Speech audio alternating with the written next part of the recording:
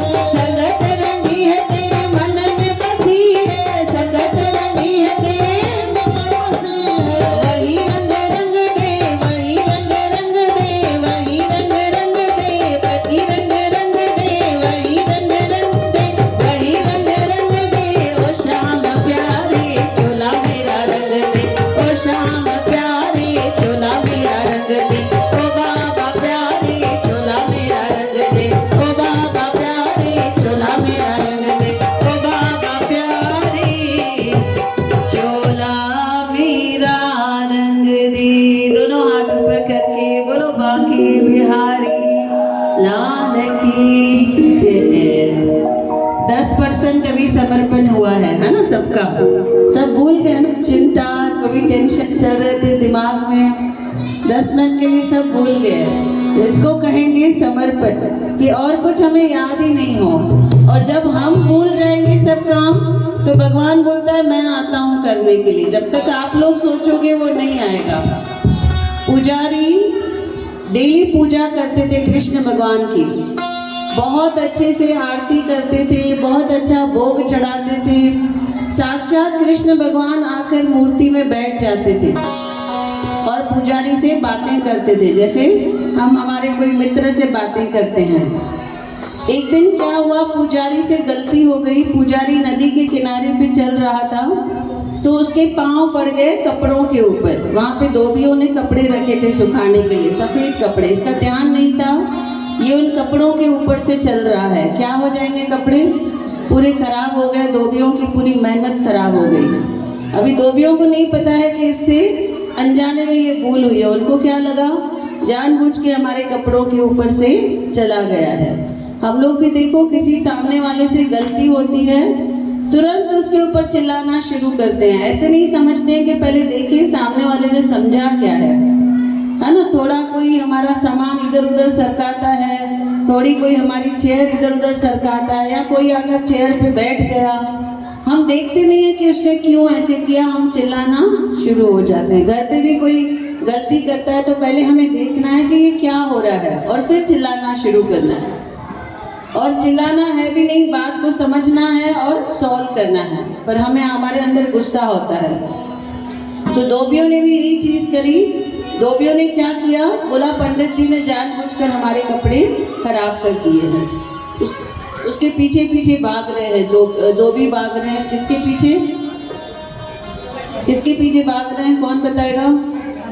पुजारी के पीछे। क्यों भाग रहे हैं पुजारी के पीछे? क्योंकि उसने कपड़े खराब कर दिए थे। किसको याद करेगा पुजारी? कौन है उसका मित्र?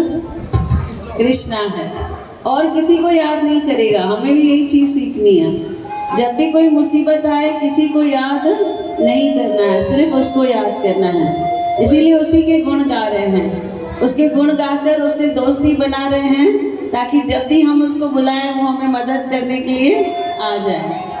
तो पंडित जी ने भी यही किया, कृष्णा कृष्णा आओ मुझे बचाओ, ये धोबी मुझे मारेंगे, इतने सारे धोबी मेरे पीछे पीछे भाग रहे हैं, मुझे बचाओ मुझे बचाओ। कृष्णा को बुला रहे हैं, कृष्णा ऊपर खाना खा रहे हैं, बट जैसे उस पंडित जी की पुकार सुनी, कृष्णा ने वो खाने का निवाला भी नीचे रख दिया कि मैं जाऊं मेरे शिष्य को जाकर मदद करूं। तो देखिए भगवान की दोस्ती जो है ना वो पक्की है, बाकी सब दोस्तियां क्या है, कच्ची हैं। कोई निवाला छोड़ के नहीं आएगा, आपको बोलेंगे जाओ जाओ मैं खाना खा रहा हूँ अभी, है ना। तो भगवान ने निवाला भी नीचे रख दिया कि जाऊं मैं बेचारे पुजारी को जाके मदद करूं, वो वाकई बहुत दुविधा में है। पंडित जी को पूरा विश्वास है, पुजारी को पूरा विश्वास है कि मुझे बचाने कृष्णा आएगा, लेकिन पंडित जी ने गलती क्या किया, उसने पेशेंस नहीं रखा, उसने सब्र नहीं किया। उसने एक पत्थर उठाया और धोबियों की तरफ फेंका। उसने सोचा शायद धोबी भाग जाएंगे। अभी एक पत्थर से धोबी कैसे भागेंगे, वो लोग थे 10-12। उन्होंने 10-12 पत्थर उठा दिए और पुजारी की तरफ फेंक दिए। पुजारी पूरा जख्मी हो गया, रोता रोता वो घर आया। पूरी रात उसे नींद नहीं आई। मैं अगली सुबह उठूं देखूं कृष्णा आता है या कृष्णा भी भाग गया है लोगों के जैसे। तो वाकई जब उठे सुबह को, मूर्ति के सामने जाकर बैठे, पूजा की थाली बनाया, रो रहे थे, जख्मी थे, दर्द हो रहा था, आंसू निकल रहे थे आंखों में से, और कृष्णा आकर सामने बैठ जाते हैं। कृष्णा जैसे हमेशा मुस्कुराता हुआ उनका चेहरा होता है। कृष्णा मंद मंद मुस्कान से मुस्कुरा रहे हैं। पुजारी उनको गुस्से में देख रहे हैं, गुस्सा भी आ रहा है, प्यार भी आ रहा है, क्योंकि प्यार भी करते हैं कृष्णा से। पहले सवाल क्या पूछेंगे कृष्णा से, कौन बताएगा? अगर आप पुजारी हो, आपको बचाने नहीं आए कृष्णा, अगले दिन कृष्णा आ गए, तो आप क्या सवाल पूछोगे? कल आप कहाँ थे, कल आप मुझे बचाने क्यों नहीं आए? कृष्ण भगवान देखिए क्या बोलते हैं, बोलते मैं तो खाना खा रहा था, मैंने तो निवाला भी नीचे रख दिया कि मेरा मित्र मुझे बुला रहा है, पर मैं जैसे ही नीचे आया मैंने क्या देखा कि तुम पत्थर मार रहे हो। तो मैंने कहा अभी तुम पत्थर मार रहे हो, तुम इनसे क्या कर सकते हो, तुम इनसे निपट सकते हो, तो मैं क्यों आऊं बीच में? इसीलिए मैंने क्या किया, वापस चला गया। तुम पत्थर नहीं उठाते थे तो मैं तुम्हें बचाता था। यही गलती हम सब करते हैं कि नहीं? सोचो ध्यान से, कब ऐसे हुआ है कि कृष्णा बोल रहे हैं कि मेरे ऊपर छोड़ो, लेकिन हम लोग नहीं छोड़ रहे हैं। हम लोग खुद दाव पेच सब लगा रहे हैं कि हम करेंगे हम करेंगे। हम कर सकते हैं क्या कुछ? आज तक आपने कुछ किया है क्या? कौन बोलता है कि मैंने किया है? कुछ भी नहीं किया है। हम अपनी सांसें भी नहीं चला सकते हैं, अगली सांस भी हमारे हाथ में नहीं है, तो हम दुनिया को क्या चलाएंगे? कुछ मूर्ख लोग आकर बोलते हैं देखा, इसको ना मैंने काम करना सिखाया था, इसको मैंने ये सिखाया था, इसको मैंने बिजनेस बना के दिया था, इसको मैंने ये किया था, इसको हम कर सकते हैं क्या? या कोई डॉक्टर है वो बोलेगा इसको मैंने ठीक किया था। आप खुद को ठीक कर सकते हो क्या जो इसको ठीक करोगे? आपकी अपनी सांसें अपने हाथ में नहीं है। तो जो मैं करता है ना वो बकरी के जैसा कट जाता है। बकरी क्या करती है? मैं करती है। जो मैं करेगा वो बकरी के जैसा कट जाएगा। इसीलिए कभी भी मैं नहीं करना है। सब कौन कर रहा है? वो कर रहा है। भगवत गीता में क्या बोलते हैं श्री कृष्ण? सबकी डोर मेरे हाथ में है। मैं चाहूँ तो आपको ये तरफ लेकर जाऊँ, मैं चाहूँ तो आपको ये तरफ। हमारे हाथ में कुछ भी नहीं है, लेकिन सोचना हमारे हाथ में है। पुजारी के जैसा हम पत्थर नहीं उठाते हैं तो कृष्णा खुद आकर हमारे काम करते हैं। हमें क्या करते रहना है? हमें कृष्ण से प्यार करते रहना है, कृष्ण की सेवा करते रहनी है और कृष्ण से जो नाता है वो निभाते रहना है। तो सब लोग मिलकर कहें, बाबा तेरा भक्त दीवाना, जय हो। बाबा तेरा भक्त दीवाना, करूँ याद तो दौड़े चले आना, करूँ याद तो दौड़े चले आना।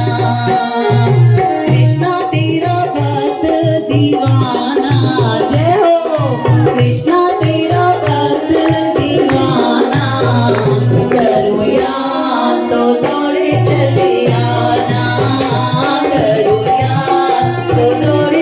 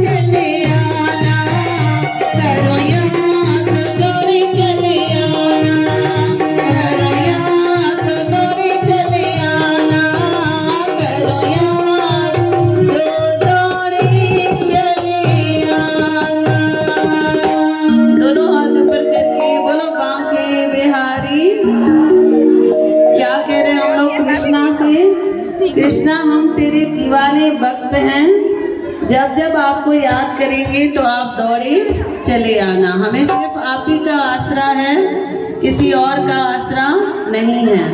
दुनिया के जो नाते हैं वो मतलब के हैं। जब मुसीबत पड़ती है तो सब लोग दूर चले जाते हैं, वहाँ पर कोई नहीं आता है। सिर्फ कौन आता है? कृष्णा आता है, गुरु आता है, बाबा आता है। बाकी दुनिया को ऐसे दिखाते हैं कि हम आपकी बहुत केयर करते हैं, है ना, एक दूसरे को दिखाते रहते हो ना। दो सहेलियां मिलती हैं, ऐसे मिलते हो जैसे जन्मों जन्मों के बिछड़े हुए हो। दो बहनें मिलती हैं, ऐसे मिलते हो, अरे कितना टाइम हो गया है हम लोग मिले नहीं हैं, है ना। लेकिन कभी कृष्णा से ऐसे कहा है क्या? भगवान से ऐसे बात की है क्या कि भगवान हमें आपकी याद आ रही है? किसने किसने ऐसे किया है कि कब एकादशी आएगी, कब जाएंगे गौशाला?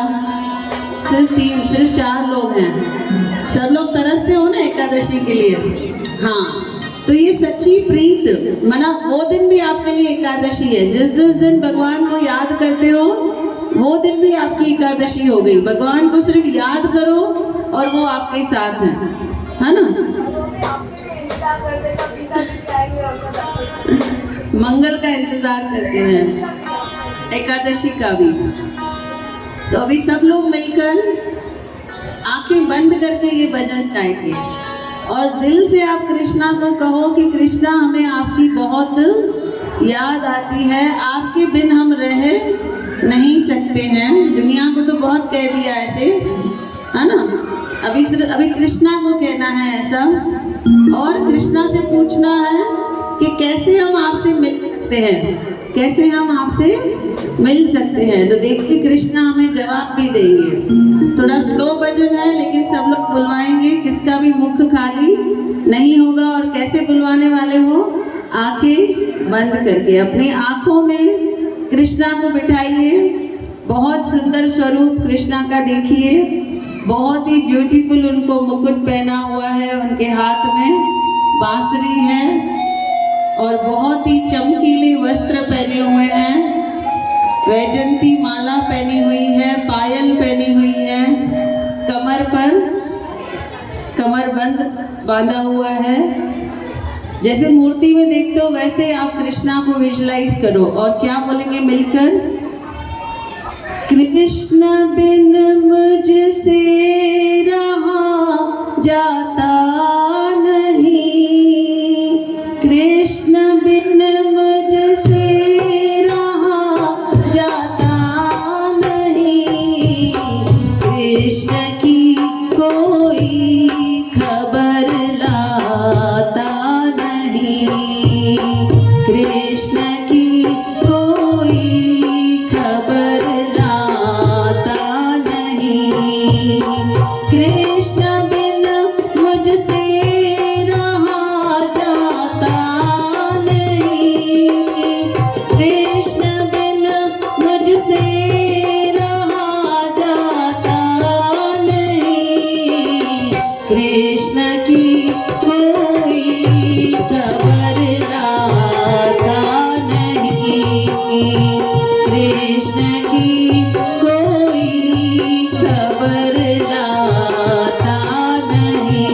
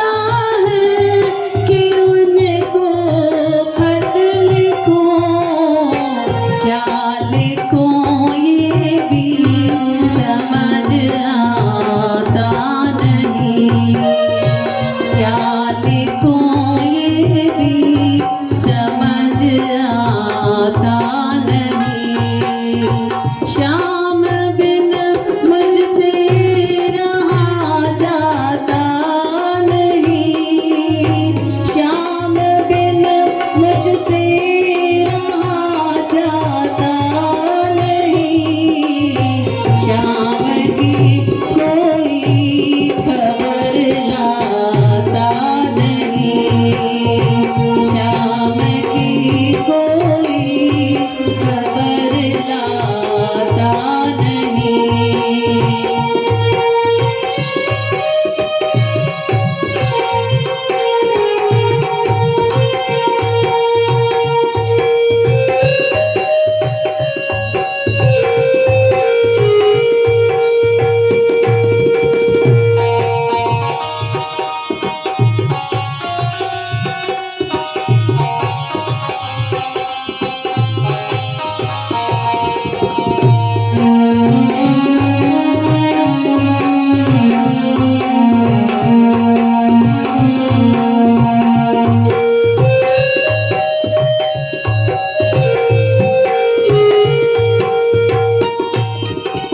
जी में आता है कि उनसे जा मिलो, जी में आता है कि उनसे जा मिलो, पंख बिना मुझसे उड़ा जाता नहीं, पंख बिना मुझसे उड़ा जाता नहीं, शाम बिन मुझसे रहा जाता नहीं, शाम बिन मुझसे रहा जाता नहीं, शाम की कोई खबर लाता नहीं, शाम की कोई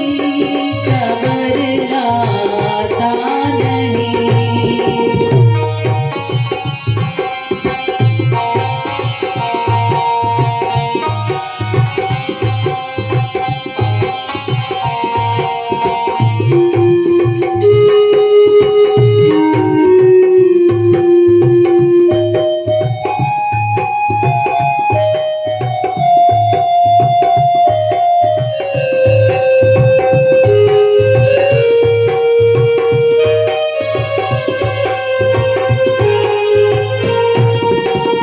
मेरे प्रीतम से कोई जाकर कहे, मेरे प्रीतम से कोई जाकर कहे, गम जुदाई का सहा जाता नहीं, गम जुदाई का सहा जाता नहीं, शाम बिन मुझसे रहा जाता नहीं, शाम बिन मुझसे रहा जाता नहीं, शाम की कोई खबर लाता नहीं, शाम की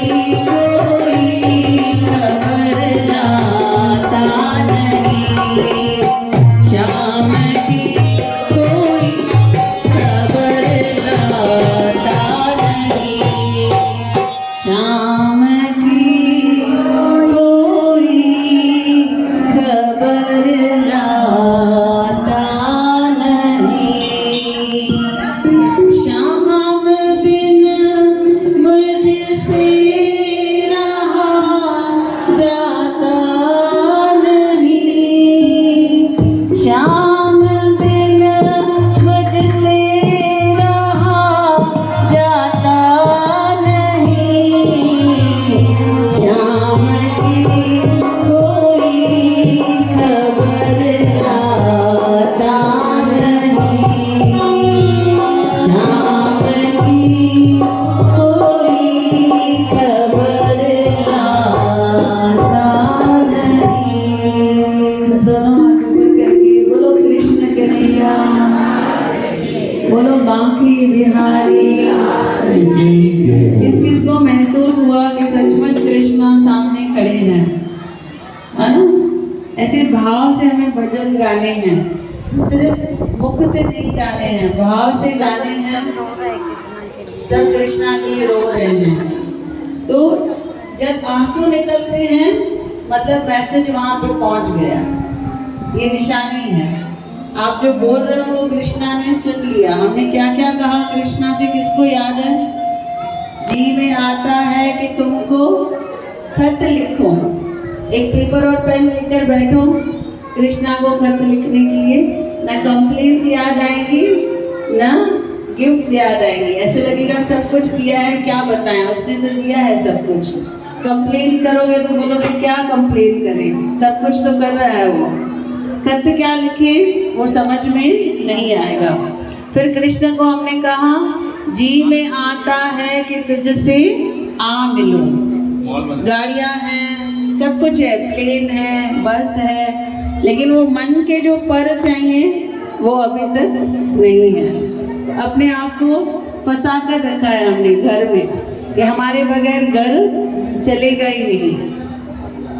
तो हमने क्या कहा, जी में आता है कि तुझसे आ मिलूं, पंख बिना मुझसे उड़ा जाता नहीं। ये सेम चीज हुई थी। किसने किसने टीवी पर महाराज प्रेमानंद जी को देखा है ना? सबने देखा है ना, वो जो ऑरेंज ड्रेस, येलो ड्रेस में होते हैं, है ना? छोटा रहता है यहाँ पे, बहुत ही खूबसूरत दिखते हैं और बहुत अच्छा प्रवचन भी करते हैं। तो ये जब 30 बरस के थे तब इन्होंने सब कुछ छोड़ दिया था। वो चले गए थे काशी में कि मैं काशी में बैठूंगा और मैं शिव जी की तपस्या करूंगा और मैं शिव जी को पाऊंगा। ओम नमो शिवाय मंत्र, और बैठे थे आंखें बंद करके तपस्या कर रहे हैं। आखिर एक दिन ऐसे हुआ कि वृंदावन से बहुत से लोग आए और ऐसे जैसे अभी सत्संग चालू है, सब लोग मौज में बैठे हैं, सब लोग खुश बैठे हैं। तो इनके मन में भी आया कि क्यों ना मैं इनके साथ कहाँ चला जाऊं, वृंदावन चला जाऊं। तो वो पर आ गए उनके पास, है ना? जी में आता है कि तुझसे आ मिलूं, पंख बिना मुझसे उड़ा जाता नहीं। अभी साधु थे, सब कुछ छोड़ दिया था, उनके पास एक फूटी कौड़ी भी नहीं थी। तो खाना खा रहे थे, वहां पर प्रसाद बट रहा था, उन्होंने सब कुछ छोड़ के सिर्फ नाम सिमरन चालू रखा था, शिव जी का नाम बैठ के जपते थे। तो उनको लगा कि मैं वृंदावन जाऊंगा कैसे, मेरे पास तो ट्रेन के पैसे भी, टिकट के पैसे भी नहीं है। खाना खा रहे थे, पास में एक आदमी बैठा है, उसको पूछा आप वृंदावन जा रहे हो? बोले हाँ हम वृंदावन जा रहे हैं, मुझे लेकर चलोगे वृंदावन? तो वो आदमी इतना खुश हो गया, बोलता है बाबा जी हम लोग तो साधुओं की पहले सेवा करते हैं, आपको मैं अपने साथ लेकर चलूंगा। उसकी टिकट भी निकाली, उसको रास्ते पर खाना पीना सब और उसका ख्याल भी रखा और उन्हें कहाँ पहुँचाया, वृंदावन पहुँचा। तभी से लेके आज तक वो कहाँ पे है, वृंदावन में ही है। रात को 2:30 बजे वो निकलते हैं घर से और अपने आश्रम की तरफ पैदल आते हैं और वहाँ पर भीड़ जमा हो जाती है, हजारों में लोग आते हैं उनका दर्शन करने के लिए। 9 बजे से वहाँ पे लाइन में बैठ जाते हैं सब लोग। वहाँ पे जो मिलता है नीचे चटाई बिछाकर सब लोग बैठ जाते हैं, अपना जो उनका प्लेस बोलेंगे वो बुक कर लेते हैं। और वहाँ पर बहुत सी आते हैं लोग, वो रस्सियाँ बांधते हैं ताकि पब्लिक आगे नहीं आए, और अपने शिष्य के साथ वो वहाँ से गुजरते हैं और सबको दर्शन दे के जाते हैं। हम जो टीवी पे उनको देखते हैं, टीवी पे भी बहुत अच्छे दिखते हैं, बहुत ही उनकी ऑरा बहुत ब्यूटीफुल दिखती है, बहुत चमक उनके चेहरे पे दिखती है, लेकिन जो सामने देखोगे आपको और 100 गुना अधिक दिखेगा। उनकी 100 गुना आपको ऑरा बहुत अच्छी लगेगी, उनको 100 गुना आपके चेहरे पे चमक ज़्यादा दिखेगी। इतने शांत है। तो देखिए कैसे वो काशी गए, कैसे उनके जी में आता है कि तुझसे आ मिलूं, पंख बिना मुझसे उड़ा जाता नहीं। तो ये पंख किसके चाहिए? पंख हमको चाहिए विल पावर की, विल पावर होना चाहिए। उनके पास विल पावर था अपने कृष्णा के पास पहुंचने का, और कैसे पहुंच गए। 20 बरस से उनके किडनीज फेल हैं, डॉक्टर ने कहा था किडनीज नहीं चलेंगे, लेकिन सिर्फ कृष्णा के नाम से, राधे राधे नाम से उनके किडनीज चल रहे हैं। तो देखिए वहाँ पे साइंस भी फेल हो जाती है जहाँ पे भगवान का नाम होता है।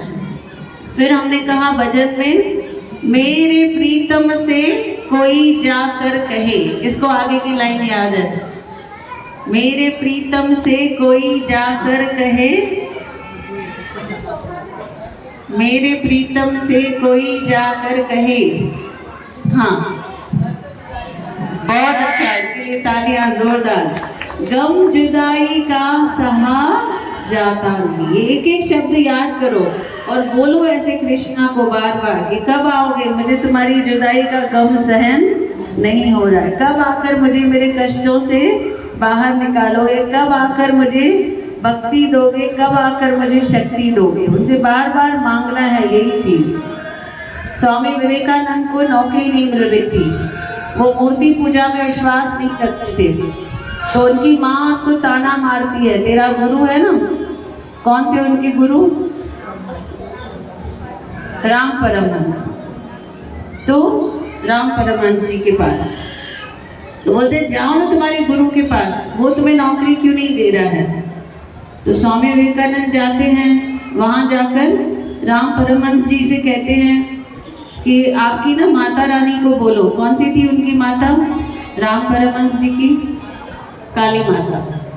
काली माता को जाकर बोलो कि मुझे क्या दे दे।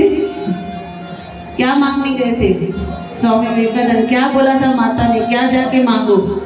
नौकरी जाकर मांगो। तो आते हैं राम परमहंस जी के पास, कहते हैं आपकी माता रानी को बोलो मुझे नौकरी दे दे। तो राम परमहंस जी कहते हैं मैं नहीं बोलूँगा, आप खुद जाओ अंदर जाके बोलो कि मुझे नौकरी दे दो।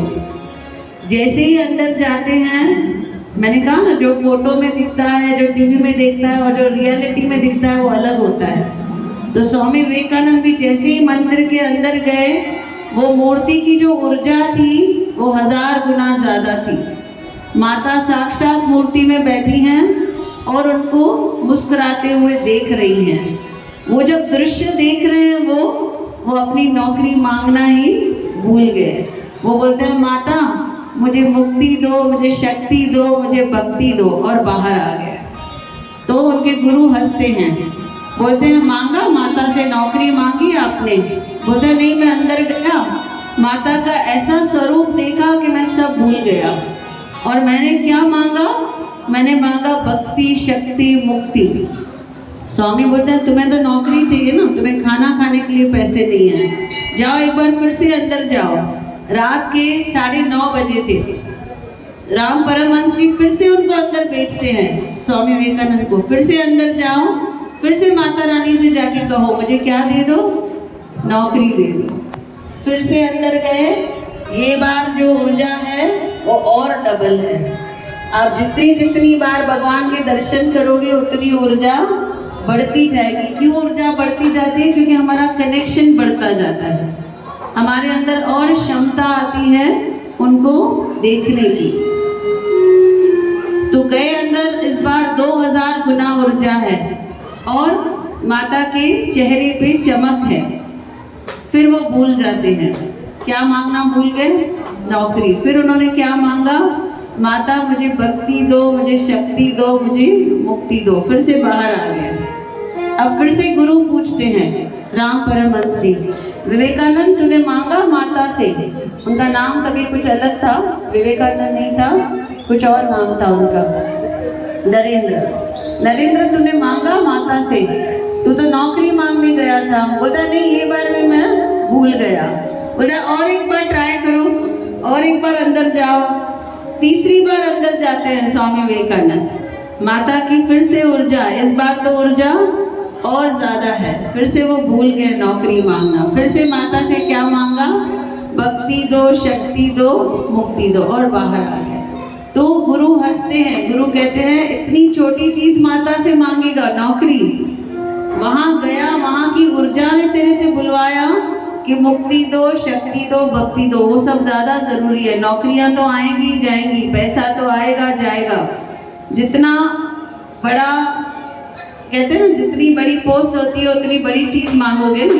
जितना बड़ा राजा होगा बड़ी चीज मांगोगे उससे। तो माता भी बहुत बड़ी है, उनसे बड़ी चीज मांगो, भक्ति मांगो, मुक्ति मांगो, है ना। हमने भी आने से क्या गाया भजन, ओ श्याम प्यारे चोला मेरा रंग दे, हमको भक्ति के रंग में रंग दो। ये छोटी छोटी चीजें नहीं मांगनी है कि मुझे फ्लैट दे दो, मुझे फ्रिज दे दो, मुझे टीवी दे दो, मुझे 2 व्हीलर दे दो, 4 व्हीलर, ये बहुत छोटी चीजें हैं। ये ऐसा हो गया कि राजा से एक चम्मच मांग रहे हो।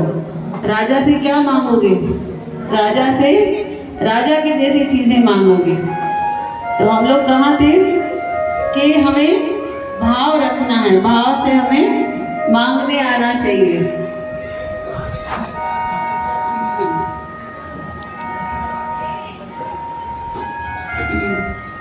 इसके बाद ऐसे हुआ, विवेकानंद जी को दर्शन तो हो गए माता के। जब भी वो किसी मंदिर में जाते थे माता के, उन्होंने लिखा है किताब में कि वो अमरनाथ गए थे।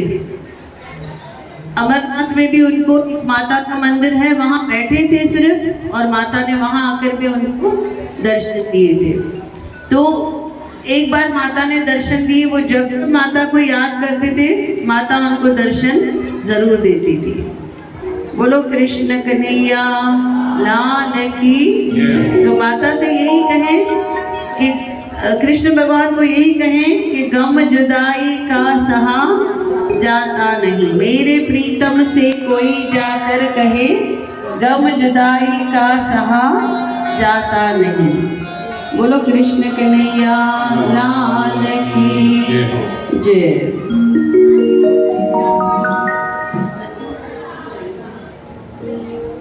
पीना है पियाला हरि नाम वाला पी, पीना है पियाला हरि नाम वाला पी।